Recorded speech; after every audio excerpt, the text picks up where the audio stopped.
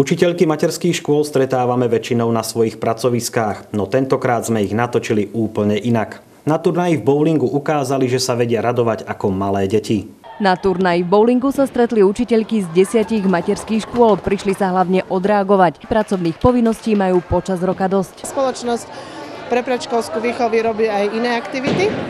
No a tie športové sme sa rozhodli pre tú zábavu, pre také zblíženie tých učiteľiek z celého okresu. Na otázku, či ovládajú pravidla a techniky hry, takto nám odpovedali.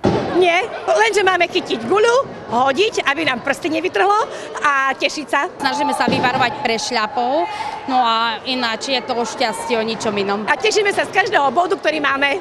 Učiteľky si turnaj zorganizovali už po 3. krát. V Lani zvíťazilo družstvo z materskej školy Záborského, no tentokrát nemali toľko šťastia. Neviem, či nie sme rozcvičení, ale nesedí nám dráha.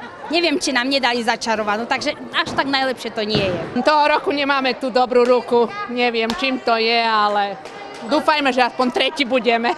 Ale zábava nechýba. Nie, to zábava je perfektná. A hlavne, ak sa podarilo zhodiť všetky kolky.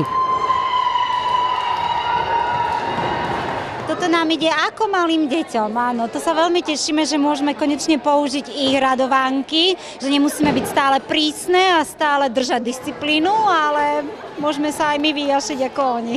Je to perfektné, ani som si nemyslela, že sa tak odreagujeme a že to bude také akože také spontánne vyslovenie, aké deti skáču, tak skáčeme aj my. Perfektný relax. Najlepšou hráčkou turnaja sa stala Mária Rybková, riaditeľka materskej školy Záborského. Prvý ročník som vyhrala, bola som najlepšou hráčkou, tretí ročník som vyhrala, takže možno keď budem trénovať viacej, takže to pôjde ďalej, ale prenechám niekedy aj iným. Spomedzi tímov si 3. miesto odniesla materská škola Tajovského, 2. miesto si vybojovala materská škola Letná a 1. miesto patrilo samotným organizátorkám turnaja, spoločnosti pre predškolskú prípravu.